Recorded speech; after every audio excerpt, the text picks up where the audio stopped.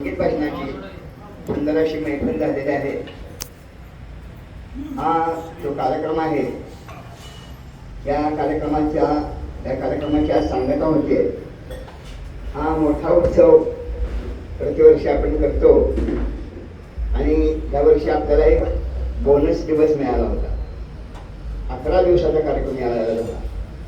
प्रत्येक वर्षी 10 दिवस होतो, पण त्याच्या वृद्धीमुळं एक दिवस आपल्याला अधिक मिळाला, वाढीव मिळाला आणि त्यामुळं या संगीत भजनाच्या मेजवानीमध्ये भर पडली.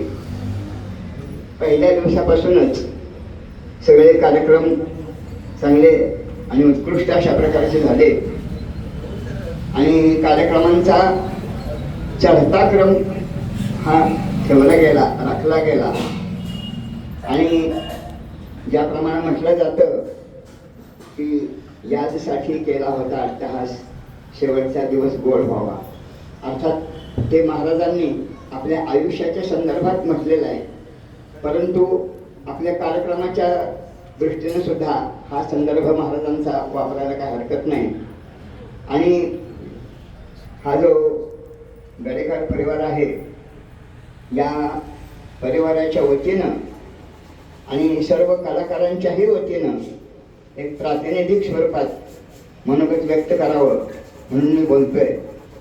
कारण गायनाचे कार्यक्रम, भजनाचे कार्यक्रम हे आपण 11 दिवस त्याचा फार मोठा आनंद लुटलेला आहे, पण या सगळ्या कार्यक्रमाचा परामर्श घेणं, आढावा घेणं आणि अखेर कार्यक्रमाची सांगता होताना सर्वांचा ऋणनिर्देश करणं, आभार मानणं, हे जे कर्तव्य आहे ते मी या ठिकाणी पार पाडतोय. आणि यासाठी केला होता अट्टहास हे कशासाठी म्हणतोय मी, की प्रत्येक वर्षी अगोदर चर्चा करून शेवटच्या दिवसासाठी चांगली संगीत मैफल व्हावी आणि चांगले वादक, गायक, चांगले कलाकार आपल्याला मिळावेत म्हणून आपण प्रयत्न करतो. ते प्रयत्न नाही, खरं तर अट्टहासच करावा लागतो. कारण कलाकार दुर्मिळ असतात, मिळतीलच असं सांगता येत नाही. आपल्याला पाहिजे तेच मिळतील असं सांगता येत नाही. आपल्याला पाहिजे त्याच वेळेला मिळतील असंही काही सांगता येत नाही. त्यामुळं आपण आत्तापर्यंत तरी यामध्ये अयशस्वी कधी झालो नाही. ज्या कलाकारांची आपण निवड करतो, ज्या कलाकारांची आपण मागणी करतो, ज्या कलाकारांना आपण आमंत्रित करतो, ते सर्व उपस्थित राहतात आणि फार सुंदर अशा प्रकारचा कार्यक्रम होतो. आपण भजनाचा आस्वाद घेतलाय, आपल्याला भोजनाचा आस्वाद घ्यायचा आहे, पण शेवट गोड खाण्यापूर्वी एक गोड कामगिरी ही आपली आभार प्रदर्शनाची आहे. आणि हा संगीत भजन महोत्सवाचं 8वं वर्ष आहे आणि मामींची पुण्यतिथी 21वी आहे. खूप दिवसापासून हे कार्यक्रम चालू आहेत आणि गडेकर परिवारांनी या सर्व कलाकारांना आमंत्रित करून मोठी संगीताची मेजवानी सर्वांना दिली. आणि तर या ठिकाणी सगळे कलाकार उपस्थित राहिले कार्यक्रमाला, म्हणून गडेकर परिवारांच्या वतीनंही मी सर्व कलाकारांचे आभार मानतो. आता इथे उपस्थित असलेले आणि 10 दिवस 11 दिवस हजर राहिलेले, अनुपस्थित असलेले, पण त्यांचेही अप्रत्यक्ष असेल पण आभार या ठिकाणी व्यक्त करायचे आहेत. आणि जे गडेकरांच्या वतीनं कलाकारांचेही सगळे आभार मानायचे आणि सर्व कलाकारांच्या वतीनं गडेकर परिवाराचे आभार मानायचे. अशा प्रकारचा हा कार्यक्रम आहे. प्रतिवर्षी असाच कार्यक्रम उत्तरोत्तर चढता वाढता राहावा. अधिक चांगले चांगले कलाकार जे दुर्मिळ असतात, जे दुर्लभ असतात, ते आपल्याला प्राप्त व्हावेत, मिळावेत आणि आपला अट्टहास हा आपण करतोच आहोत, तो अट्टहास सिद्धीला जावा आणि शेवटचा दिवस गोड व्हावा.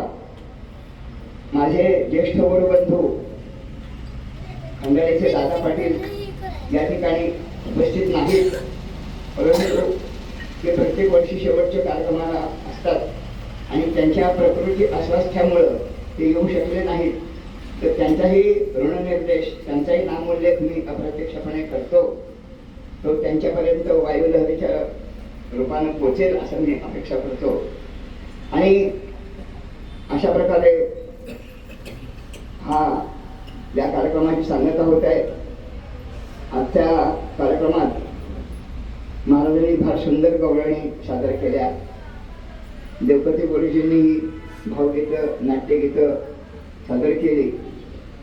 जाता जाता त्यांना मी हळूच सुचवू इच्छितो की सुधीर फडकेंची जी जुनी भावगीतं आहेत, म्हणजे दाव भांडून भांडून मोडू नको, किंवा धुंद येथमी स्वैर झोकितो मद्याचे प्याले, पुन्हा या तळी विसरले गीत, अशी जी गीत आहेत, आज राणी प्रीत तुझी ती मागू नको, ते आहे.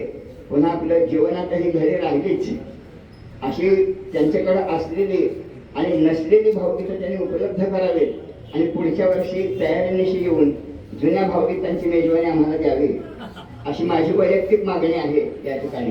आणि ह्या मागणीला कोणाचा विरोध असण्याचं किंवा काही कारणच नाही.